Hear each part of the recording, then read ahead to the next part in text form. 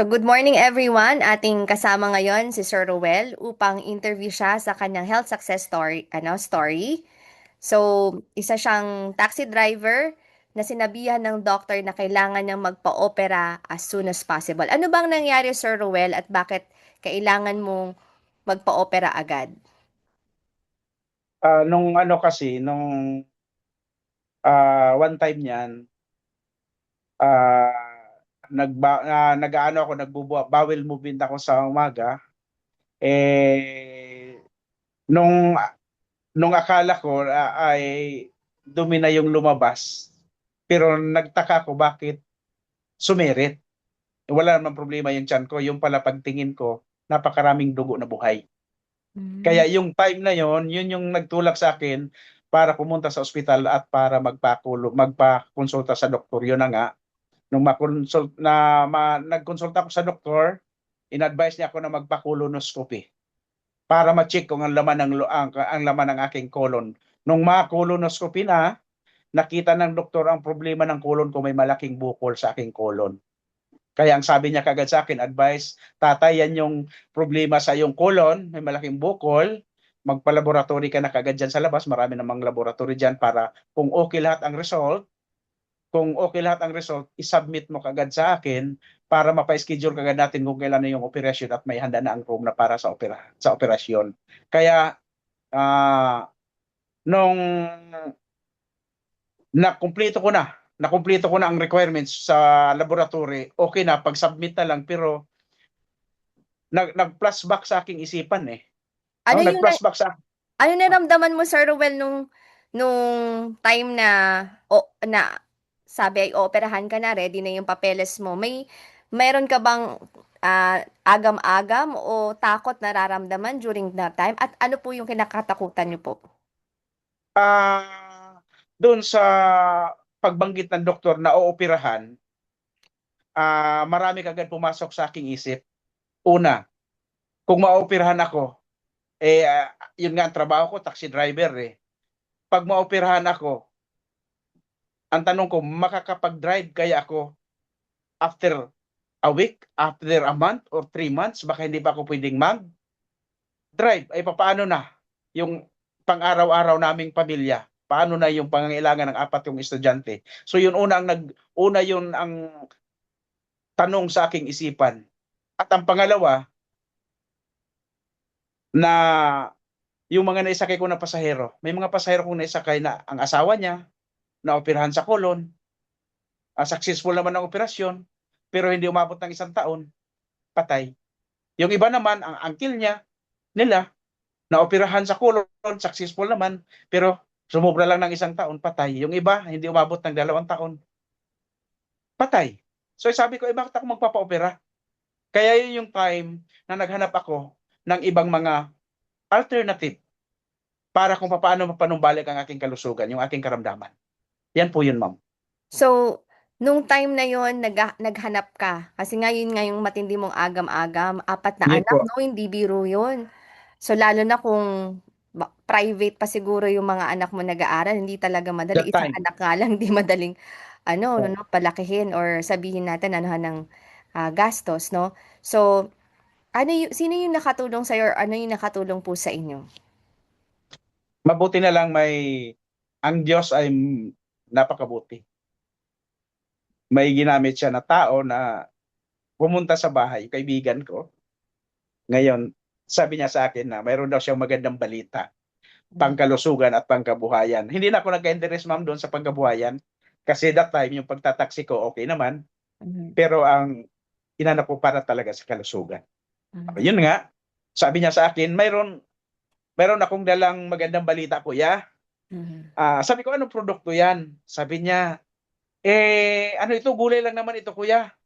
Sabi ko, saan galing? No? Saan galing yung produkto na yan? Mostly kasi galing sa ibang bansa. Yung iba, yung mga ganyan, kasi hindi lang naman ako ngayon lang nakarinig ng mga ganyan. Galing sa ibang bansa. Pero sabi niya, gawang Pinoy ito, kuya, produktong Pinoy. Okay lang ba, kuya, mag-explain ako? O 5 gulay lang naman ito. Sabi ko, sige, mag-explain ka, pakinggan ko. Baka sakaling sagot sa katanungan ko sa aking pangangailangan. So nag-explain siya 5 gulay. Nung pagkatapos niyang explain ng 5 gulay, nakita ko maganda daw sa may mga bukol, Marami natutulungan. Kaya sabi ko, sinubukan ko. Pero pagkatapos niya magpaliwanag sa akin, ang sabi niya, kuya, baka hindi ka ba kumbinsido o kontento sa pagpaliwanag ko. Bukas, Sabado ng gabi, alas 6 ng hapon, pwede kang pumunta doon. Doktor ang magpapaliwanag pagdating sa produkto. Yun na nga, nangyari kinabukasan ng hapon, Sabado, after ng church namin, pumunta kami sa head office, nakinig ako ng health symposium, na ang nagpaliwanag si Dr. Harold Dancianco, hindi ko talaga makalimutan yon. Nandun ako sa unang upuan talaga ako nakinig para concentrate ako sa pagpakinig, nakita ko talagang napakaganda ng produkto. Kaya Mm. hindi na ako nagdalawang isip na subukan ang produkto. Yan po yun, ma'am. So, ano yung so nakita niyo po yung solusyon. Ano yung naging challenges niyo para makapagsimula? Meron po ba kayong challenges na ano na encounter? Ah,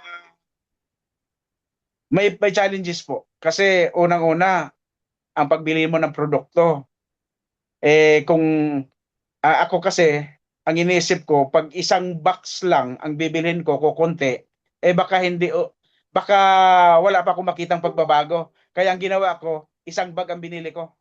Bagaman medyo may kahirapan, pero isang bag ang binili ko. Ano po yung binili niyo pong ah, product variant ng First Vita Plus na nakatulong sa inyo? Ayan po, ito po yung ang binili ko sa First Vita Plus, yung guyabano. Ito po kasi ang guyabano, base sa pagpapaliwanag ng doktor, guyabano alone is 10,000 times stronger, no, than chemotherapy drug. Doon ako na-encourage, yun ang nagpaano sa akin Pero mo, kaya sabi ko, subukan ko ito. Walang mawawala. So, ibig sabihin po, Sir Ruel, no, nagawa niyo ng paraan dahil sa lalim ng dahilan niyo na makapagsimula niyan, makabili ng First Vita Plus. So, sabi niyo mas makakatipid kayo kung isang power pack. Now, gaano niyo kabilis nakita yung results nung nagte-take po kayo ng First Vita Plus at ano pa po yung nakita niyong improvement sa katawan ninyo bukod dun sa health concern niyo mismo? Alam niyo po, nung masubukan ko to, kasi ininuman ko, gusto ko talaga na, ininuman ko lang siya ng 3 times a day. One sachet, maga, before meal and tanghali, before lunch and before dinner. 3 bisis ako uminom sa isang araw. Ngayon, ang una kong nakita, yung fluid na lumalabas doon sa aking kuyukot, na mabaho na Makati pa, nawala yun. Tumigil. At sumunod nun, naramdaman ko yung aking matagal na almoranas na tinitiis, bigla lang siyang dahan-dahan lang siyang umimpis hanggang sa bumalik sa normal, no? Mm. At pagkatapos niyan, kasi ang ininom ko kasi ay 10 boxes ang ininom ko. 10 boxes ang ininom ko 3 times a day. Pagkatapos ng bali 220,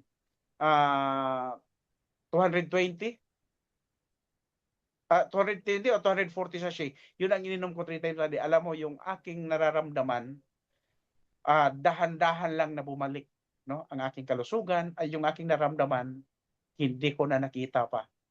At ito, sa awa ng Diyos, 2012 hanggang ngayon, ilang taon na? Meron ng 14 years sa awa ng Diyos. Yan po yung napakagandang balita para sa akin. Ayan po, So, ma'am. so thank you so much for sharing, no? So, ibig sabihin, Sir Roel, mas lalong nakatipid kayo compared dun sa mas mahal pa nga po siguro yung colonoscopy, no? Yung amount ng colonoscopy kesa dun sa pagbili nyo ng power pack o nung tinatawag na First Vita Plus package. So, para po sa mga viewers natin, magkano po ba ang isang pack Ang pack ngayon ng ang Guyabano isang Gold? ang isang power pack, Isa pong box ngayon ay pala, isang box. 5 box. Only 1,015 pesos, ma'am. Ang isang box ay 1,015. Pero pag yung power pack, Pag yung power pack ang binili mo, kasi binili ko ang power pack na bilhin kasi una, 12 boxes ang laman, hindi mo nababayaran yung 12 na boxes. Ang binayaran lang sa iyo 10. At ang maganda nito, pagkatapos nitong bumili ka, hindi ko na kailangan yung taong nag-repair sa akin, pwede na akong rumikta bumili sa opisina. Yun po ang hinahabol ko doon, ma'am. Kaya ako bumili ng power pack kahit medyo may kabikatan. So, Yan po ibig yun. sabihin 10,150 yung package instead na almost 12,000. Tama po ba, Sir Roel? Yes po, ma'am. Opo, so malaking ginhawa, malaking tipid, no? So, ah 3 times a day, sa loob ng 3 times a day, nakita nyo yung sa 10 boxes na ininom nyo, completely natulungan yung inyong almoranas, yung inyong sumisirit na fluid na mabaho na makate sa inyong kuyukot, and also yung ano po, Yung, pag ano nyo ng dugo, no? Yung pagpupo nyo ng dugo. So, ano po ang masasabi nyo po sa mga nakaka-experience o sa mga na dumaan po sa colonoscopy na kailangan pong operahan? Ano po ang masasabi nyo po sa ating viewers sa kanila na advice base po sa inyong experience? ayan, mga ma'am, sir, kung kayo po ay nakaranas sa inyong katawan na kagaya ng aking naranasan noon, ah, akin pong akin pong ipinapayo sa inyo na subukan niyo pong gumamit ng produkto. Ito katulad nitong produkto na inyong nakita na hawak ko, ito kasi ang naging dahilan bakit napapanauli ang aking kalusugan at yung karamdaman ko na ang sabi ng doktor para wag nang patagalin pa, operahan ka agad. So, sa awa ng Diyos, no, napanauli ang aking kalusugan. Kasi naniwala ko sa sinabi ng Diyos sa awit 104 verse 14, kanyang pinatutubo ang damo para sa mga hayop at ang gugulayin sa paglilingkod sa tao. Kaya, mga kaibigan, ang First Beta Plus na product, subukan nyo, wala pong mawawala sa inyo. Yan lang po ang aking uh, may papayo sa inyo. Maraming salamat, ma'am. So thank you so much Sir Roel, no, sa time na pinagkaloob sa amin para ma-interview ka at ma-share mo yung blessing na natanggap mo mula sa Panginoon, yung blessing ng sabihin natin ng pagtanggap, no, ng isang produkto na nakatulong sa iyo sa inyong healing journey. So sa iyong overall wellness. So ah ilang taon mo din po palang na-experience yung almoranas? At yun nga dumating sa punto na nagkaroon kayo ng bukol pero sa colon na hindi niyo na-expect na yung simpleng produkto, gulay na ginawang juice ay makakatulong sa inyo. So, para po sa aming mga viewers, at thank you so much po sa panonood, and kung nakita nyo na very helpful tong video na to, i-share nyo po to sa iba para po marami tayong matulungan na dumaraan sa ganitong parehas na kondisyon o health issues. Baka ilan po sa inyo, ilang taon na rin pong naghihirap sa almoranas o yung pain, kasi very painful din yan, no? Meron pala pong solusyon na hindi kailangan dumaan po sa operasyon, no?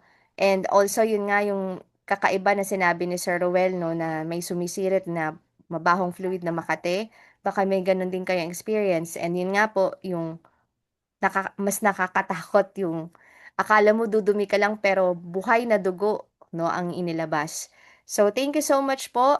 And kita-kita po tayo sa next week sa susunod po na mga interviews.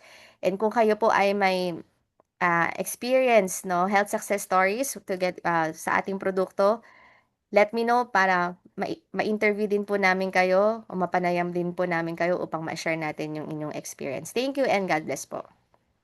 Salamat po.